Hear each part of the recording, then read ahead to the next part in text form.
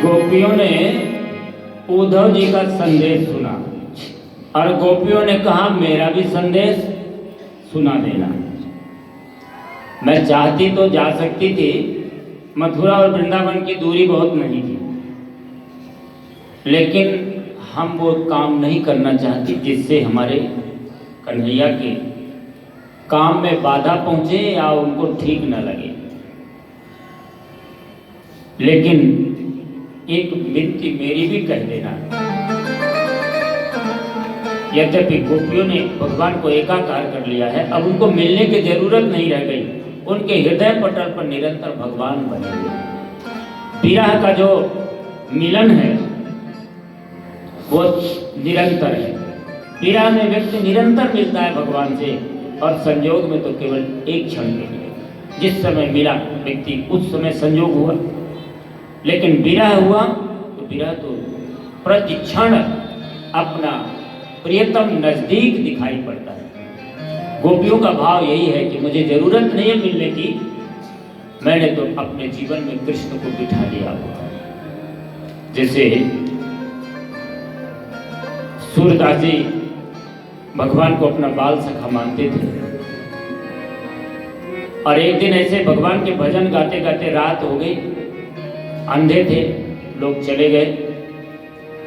अब वो बाहर जा रहे थे अपने घर, तो रास्ते में कुआं पड़ रहा था, उस कुएं में गिरने ही वाले थे कि भगवान बाल रूप धारण करके तुरंत हाथ पकड़ लिया और कहा बाबा इधर कुआं है, इधर जाओ। रात्रि का वक्त है। सूरदास जी को लगा कि इतने रात्रि तो कोई सयाना भी नहीं है, ये बच्चा कहाँ से आ गया, ये हो न हो मेरा मित्र कन्हैया हो। और जैसे मजबूत पकड़ा उन्होंने, तो भगवान तो किसी के पकड़ में आते नहीं, अंतर ध्यान हो गया। तो सूरदास जी ने कहा बाह छुड़ाए जात हो निबल जान के मोन, हृदय से जब जाओगे मर्द बजाऊंगा तो गोपियां तो इस स्थिति में पहुंच गई कि हृदय पटल में भगवान को बंद कर दिया है, भगवान नहीं जा सकते। पर गोपियों ने कहा कि तुम संदेश लेके आए हो तो मेरा भी संदेश सुनाना कन्हैया को। हे नाथ हे रमानाथ ब्रजनाथ नासन, मग्न उद्धार गोविंद गोकुलम ब्रजनाणवत। हे नाथ हे रमन, आप भक्तों के हृदय में रमण करने वाले हो और ब्रजमंडल के नाथ। लेकिन आज पूरा ब्रजमंडल शोक में डूब गया है, आपके विरह के समुद्र में डूब गया है। इस विरह से उद्धार करो, क्योंकि तुम्हारा नाम उत्तम श्लोक है और इसी में तुम्हारे नाम की सार्थकता है। तुम्हारा नाम अच्युत है, अपने वादे से मुकरते नहीं हो, इसीलिए तुम्हारा नाम अच्युत है।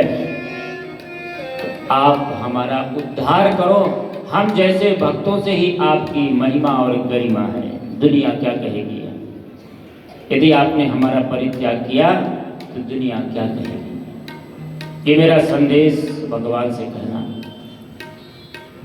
उद्धव जी गोपियों की इस बात को सुन करके उनको लगता है कि हम पहले सोच रखे थे कि ये तो अपढ़ हैं, इनको ज्ञान नहीं होगा।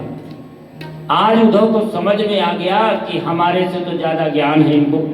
इनने सारे अवतारों की कथाएं सुना डाली अपने अपने गीतों में, और रुदन करते समय भी सारे ज्ञान इनको वेद पुराणों के और इनके जीवन में वो ज्ञान उतर गया। अभी तो ज्ञान हमारा व्यवहार में नहीं आया।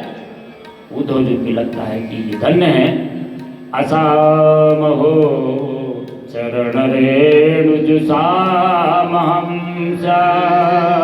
वृंदावने किमपि गुल्मलतौषधीना।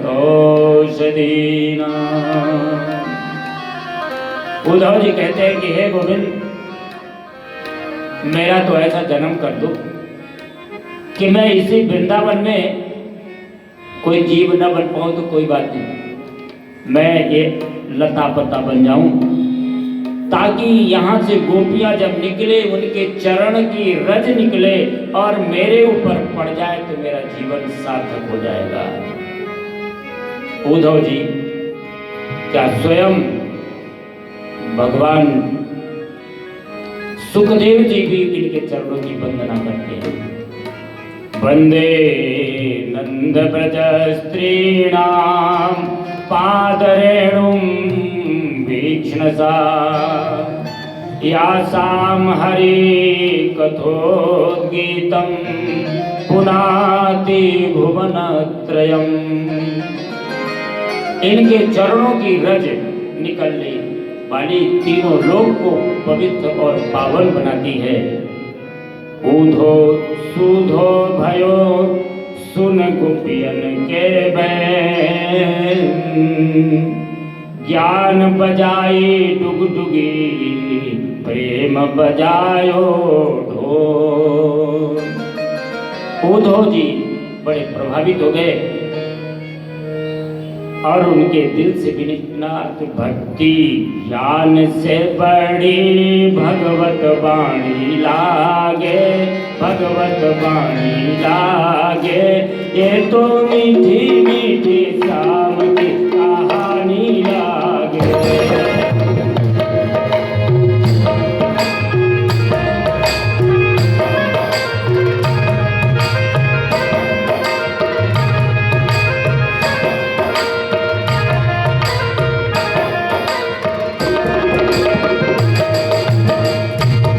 मीठो रस से भरोरी राधा रानी लागे, महारानी लागे। मन खारो खारो यमुना जी को पानी लागे।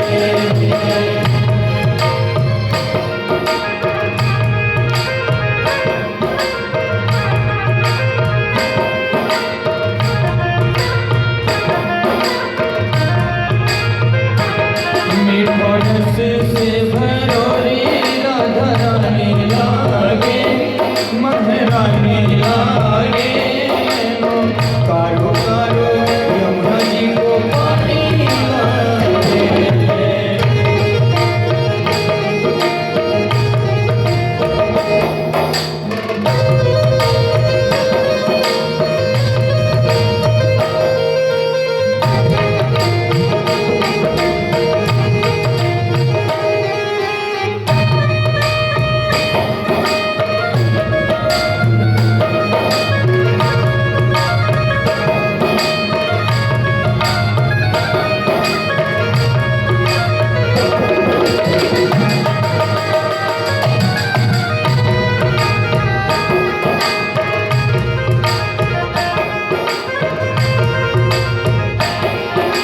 यमुना जी तो श्यामल श्यामल राधा गोरी बोले।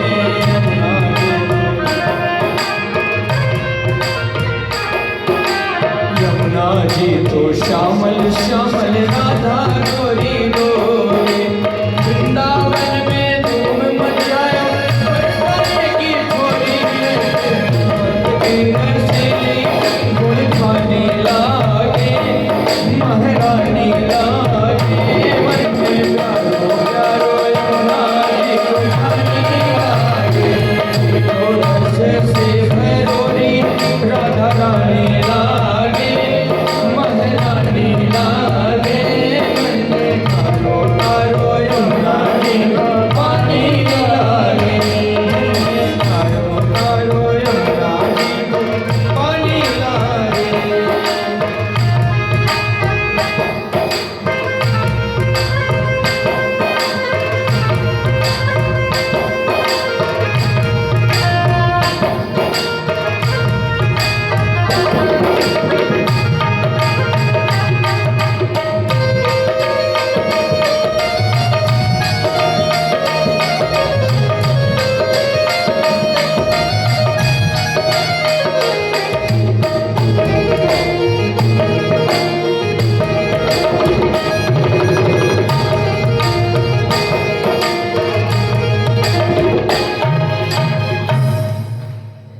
बोले श्री रास बिहारी सरकार की, भक्तवत्सल भगवान की, श्रीमद् भागवत महापुराण की। भगवान के अवतार का मुख्य प्रयोजन जो होता है वो 3 होता है। परित्राणाय साधूनां, विनाशाय च दुष्कृतां, धर्म संस्थापनार्थाय संभवामि युगे युगे। भगवान के आने का पहला उद्देश्य पूर्ण होगा परित्राणाय साधूनां। तो जन्म जन्मांतर से आई हुई जो दिव्य आत्माएं हैं, महान आत्माएं हैं, भक्त आत्माएं हैं, उनके कल्याण के लिए भगवान आए थे, उनका कल्याण कर दिया।